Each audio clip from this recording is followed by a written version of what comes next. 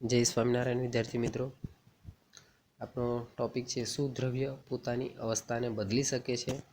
તો હા, કે દ્રવ્ય પોતાની અવસ્થાને શું કરી શકે છે? બદલી શકે છે. કયા કારણોસર? તો જો કોઈ પદાર્થને આપણે એના તાપમાનમાં વધારો કરીએ, એટલે કે તાપમાનમાં ફેરફાર કરીએ, અથવા એના દબાણમાં વધારો કરીએ, તો એ તાપમાન અને દબાણના કારણે દ્રવ્ય પોતાની અવસ્થા બદલી શકે છે.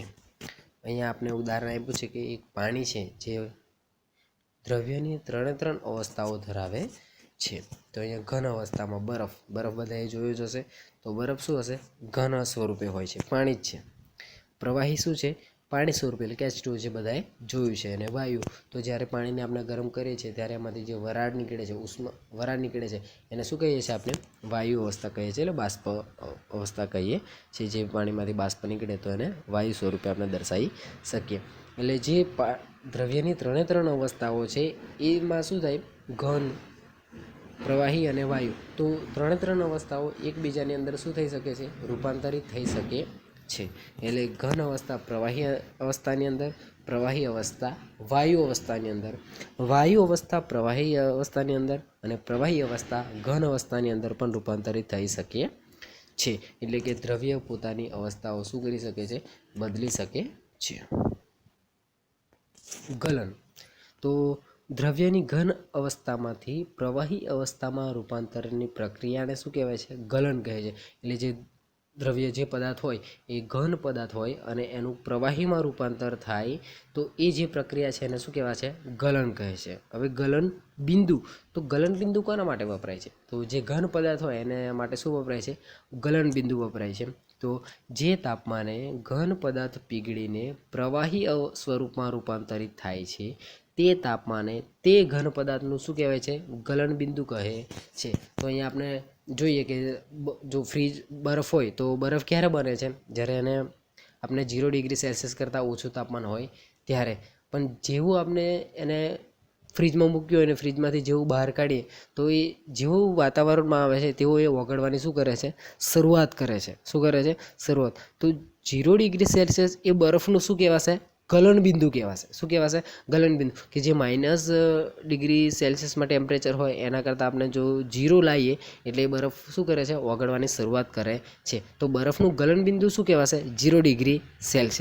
શું કહેવાશે? 0°C. એ રીતે. તો અહીંયા આપણને બરફનું ગલન બિંદુ 273.16 કેલ્વિન આપ્યું છે. હવે એ કેલ્વિનમાં આપ્યું છે. આપણા તાપમાનના 3 એકમો છે. તાપમાનના કેટલા એકમો છે? 3.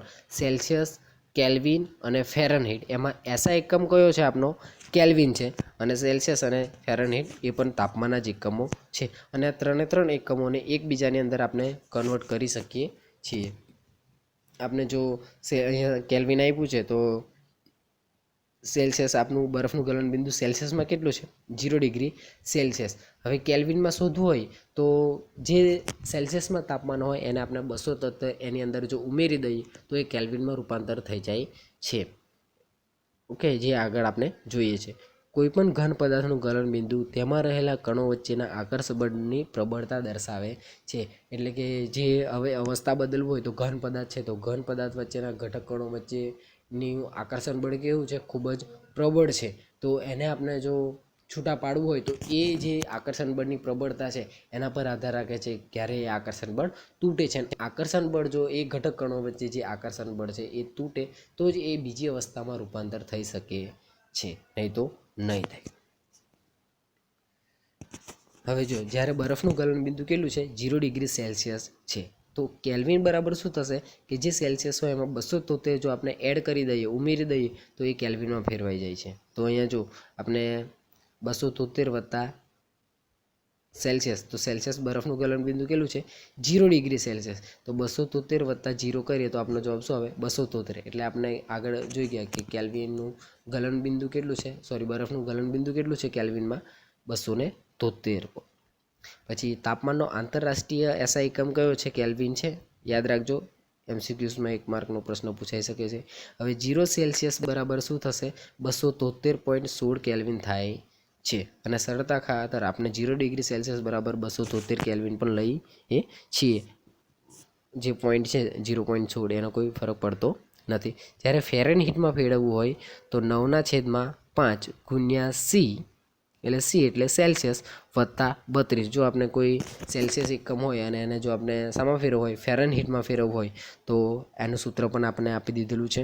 તો ધારો કે 0 ડિગ્રી જે ગલન બરફનું 0 ડિગ્રી સેલ્સિયસ છે, તો એ 0 ડિગ્રી સેલ્સિયસ ગલનબિંદુ છે.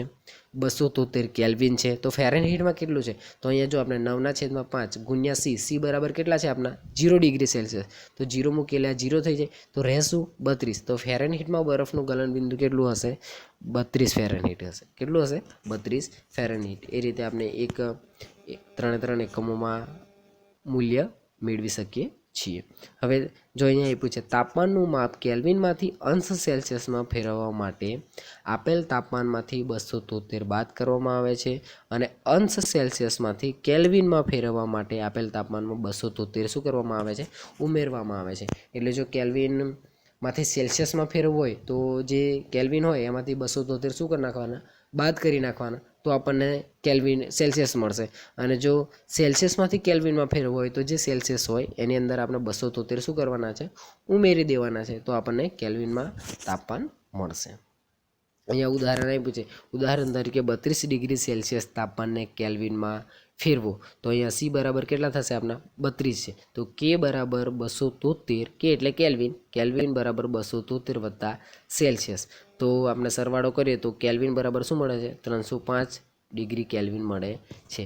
એટલે 32 ડિગ્રી સેલ્સિયસ હોય તો કેલ્વિનમાં કેટલું તાપમાન હોય? એનું જ તાપમાન 305 કેલ્વિન હોય છે. એ રીતે આપણે શું કરી શકીએ છીએ?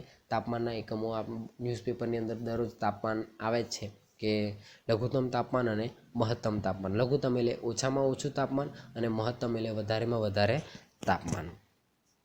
અને હાલ તો હમણાં ટેમ્પરેચરનો પારો ખૂબ જ વધી રહ્યો છે, જે આપણે જોઈએ કે 45, 44 ડિગ્રી સેલ્સિયસ સુધી પણ તાપમાન છે હાલનું. તો એના કારણે આપણને ગરમી ઘણી વધુ થાય છે. આ વર્ષે રાજસ્થાનની અંદર 50 ડિગ્રી સેલ્સિયસ તાપમાન પણ જોવા મળ્યું છે અને ગયા વર્ષે દિલ્હીની અંદર હતું 50 ડિગ્રી સેલ્સિયસ તાપમાન.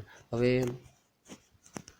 જે તાપમાન છે તો તાપમાનનો ટોપિક આવ્યો તો મેં તમને કહું કે જ્યારે આપણા શરીરનું તાપમાન, તો આપણા શરીરનું તાપમાન પણ આપણને ખબર હોવી જોઈએ કે આપણું શરીરનું સામાન્ય તાપમાન કેટલું છે? 37 ડિગ્રી સેલ્સિયસ છે. કેટલું છે?